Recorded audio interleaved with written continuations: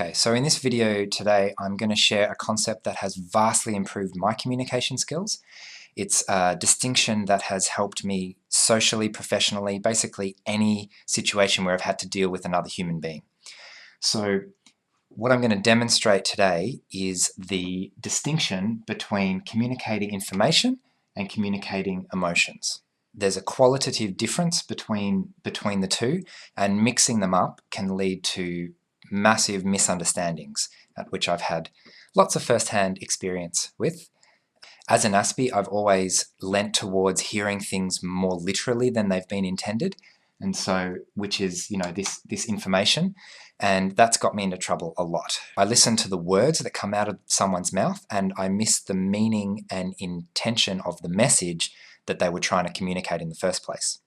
As someone who often unconsciously takes things very literally, I'm very good at communicating information, right? Information is objective, it's based on facts, it's using words literally, it's communicating a very precise, measurable, all those kind of things. And there's a qualitative difference between that kind of information versus using words to communicate emotion. And emotions are inherently subjective. They're communicating feelings, not facts. They use language in a very sort of colourful, metaphorical way instead of a literal way.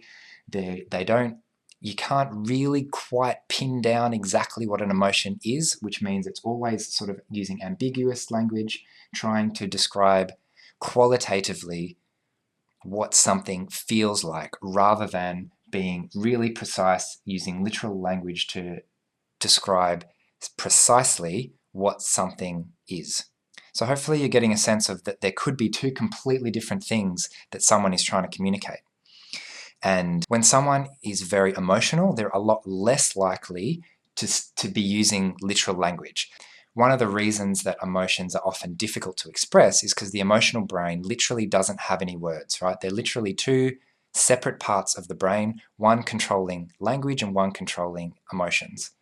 So when we use words to describe emotions, they're really just indicative of an expression of something that is actually not able to be expressed using words. That's why we have things like art and music, right? They're expressing something much, much deeper, and it cannot be boiled down to something extremely literal, extremely precise, having exactly the same objective meaning for every person.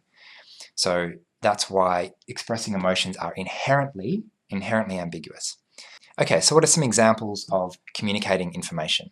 Right? Communicating information could be, please pass me the A4 notebook over there that is on the table. Right? It's completely unambiguous, using very, very precise language. An example of emotional communication, I could kill for a coffee right now.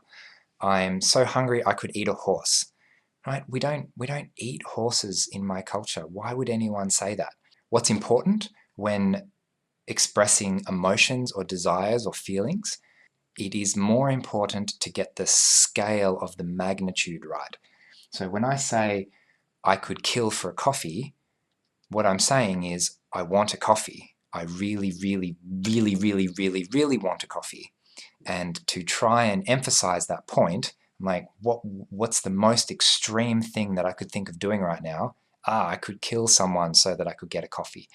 Now, I'm obviously not going to kill someone so that I can get a coffee. None of my friends would do that, but I've heard people use this expression because they're trying their best to express what does it feel like to really, really, really, really, really want a coffee. Okay, so it took me quite a while to cotton on to the fact that when people are emotional, they just don't use language in a literal way. I used to get really frustrated with people. I used to get really, really angry and feel like they were lying to me because they were telling me things that just weren't true. Why would they say something that's not true? And I'll give you an example. A friend of mine a little while back, what she was trying to say, she was trying to express the emotion. She was trying to say she feels like she really, really misses me, right? But instead, what she said was, I wish I could see you. And that sort of makes sense, right? I'm trying to express the desire of missing someone, and it comes out as, I wish I could see you. And that really frustrated me, angered me at the time, because she didn't mean it. And I gave her lots of opportunities so that we could actually meet up, but she didn't mean, I actually want to go and meet you. She was just trying to express the feeling of missing me. And that was really difficult because I misunderstood. And then I got my hopes up that we would actually see each other because I was prepared to put in the effort. It would have been considerable effort to meet up, so I don't blame her for telling me that that was completely unrealistic, but I was actually willing to put in that effort, and I misunderstood her words that meant that she wasn't willing to put in that effort. Okay, so what are some ways to tell the difference between when someone's communicating straightforward information or whether someone's communicating a feeling or a desire? Well, one way is that if someone is emotional, they're likely going to not be using literal language at all. So that's just a given. Another way you can tell is it's often exaggerated language. So if someone was depressed, they might say, nobody cares about me.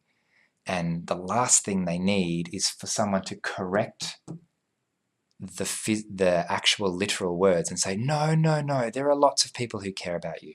It's like, yes, yes, but emotion, expressing the emotion, it feels like no one cares about me, for example. So hopefully you found this useful. I know it's helped me immensely in the past. So let me know if you like it. Let me know if you want to hear more about it, because there's so much more I could say about this subject. I've clearly been thinking about it a lot, and it can be applied to a lot of different circumstances, especially how to deal with emotional people. When someone is in this mode and I'm more naturally in this mode, how do I flip over and avoid the misunderstanding? Because I can't. Anyway, I'm getting into that. So yeah, thanks for watching, and I'll see you another time. Thanks. Bye.